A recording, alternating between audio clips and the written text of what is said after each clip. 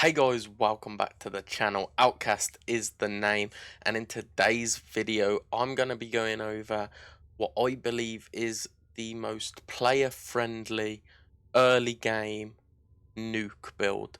So as you'll see in every video, I've even made one previously on this channel saying that Sarin is the best DPS nuke build in the game. That is true, that is accurate, that is what everyone will tell you. Sarin is the GOAT of damage. However, early on, for new player friendliness and ease of usage, Ember is incredible as a nuke. I haven't used her as much as I wish I had due to the fact that I am a Sarin main. However, this is my Zero Former Ember Prime build. So starting off in the aura mod, we have Steel Charge, as it gives me the double, so it gives me 18 extra spaces to use for other mods, and the whole squad receives 60% melee damage boost, which is great. In my Exilus mod, I'm running Sure-Footed, as I don't have Prime Sure-Footed, as many of you new players will not, because it's day 400 unlock. 60% chance to resist knockdown. It's self-explanatory, I don't need to explain that. Then I'm running Prime Continuity for duration, Augur Secrets for strength, Augur Reach for range, Prime Flow for energy max. You can just run Flow, will just work just as well. Vitality for a bit of extra health, Umbral Intensify for that ability strength, Streamline for ability efficiency, and then Thief Switch just because I had space for something, and Loot Radar is pretty good. Again, I'm running Arcane Energize. I won't go through all the other options as I've done it in all my other videos, so if you want to go and check back to those and come back to this, that's fine. They'll explain what you can run instead of Arcane Energize, but it is the best Arcane in the game in my opinion, so I'm lucky enough to have one, so I use it. Then Arcane Aegis, because on shield damage you have a chance to increase your shield recharge rate, which is good as she doesn't really have much in terms of deflecting. She's very good for damage output, but survivability isn't her strongest suit, so that just gives me a little bit of leeway on that. As you can see, my duration, efficiency, range and strength are all positive because they all affect different stats in her kit. So now let's get on to what her kit does, how to use it, and why she's such a good new player nuke. So guys, let's get straight in to Ember's kit. Her first ability, Fireball.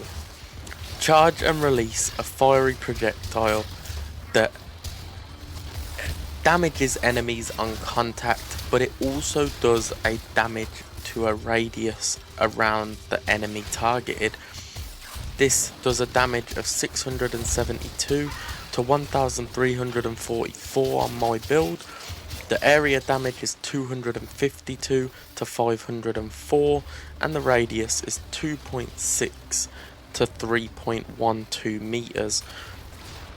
This will all vary based on your immolation meter, and this is essentially the same as Volt's first ability, where it's just a single target use more than anything. It won't really output major damage, it's just another damage output.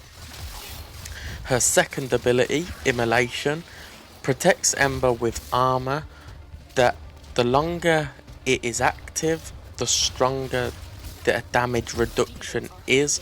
So when you first cast using my build, Immolation will give you 50% damage reduction, and it maxes out at 90% damage reduction. However, if Immolation bar is full, it will drain 4.52 energy per second. So it can rapidly eat through your energy if you're not careful.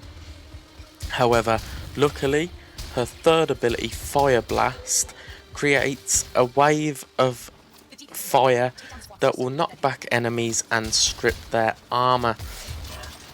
This also drops your immolation meter, so if your immolation is high and you're losing energy, use Fire Blast, reduce your immolation meter and strip enemy armor. Fire Blast on my build does 336 fire heat damage to any enemies it contacts at a radius of 32.5 meters, and the armor reduction is between 50 to 100% based off your immolation meter. This is great. As you can see in the gameplay, I'm doing the Archon Hunt, which is a Steel Path boss fight, and you can see this still is outputting massive damage and armor stripping enemies. So for the newer players that are going to be trying this build out, this is going to make your star chart so easy. Boss fights are going to be super easy, and it's going to feel super strong and powerful. And really, there's no need for Sarin early on in the game if you just want an easy nuke, as Sarin's playstyle is a bit more complex. This is very simple. Pop her second, pop her third, and then the most important piece of her kit is her fourth ability, Inferno. Essentially, Inferno, you call down a rain of comets that crash down and hit enemies and deal fire damage. Now, this has an explosion radius of 32.5 meters, and it only drains 7 energy per target. So if there's no targets in the room, it won't take any energy if you accidentally press it, making it very new player friendly. Its initial damage on contact is 4,200 impact and heat damage, and then it will do 588 to 1,176 damage per second, again based off your immolation meter. This will last for 23.25 seconds with my build, meaning that you can rain down comets till your heart's content.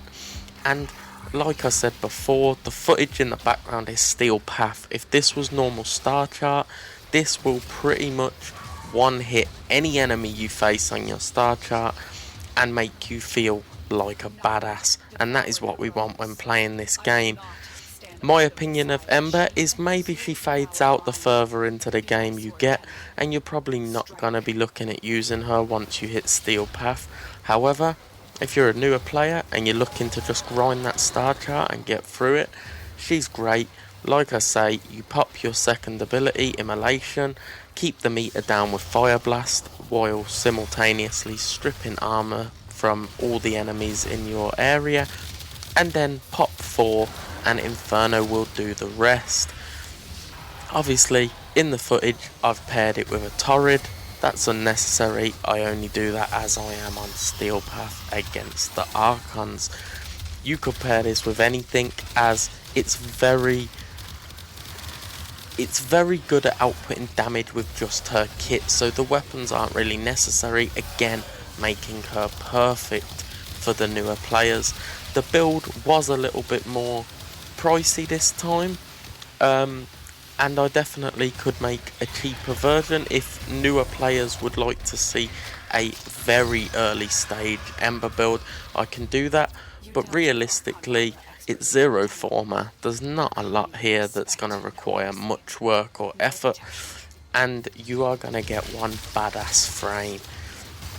That's my opinion of Ember. That's how her kit works.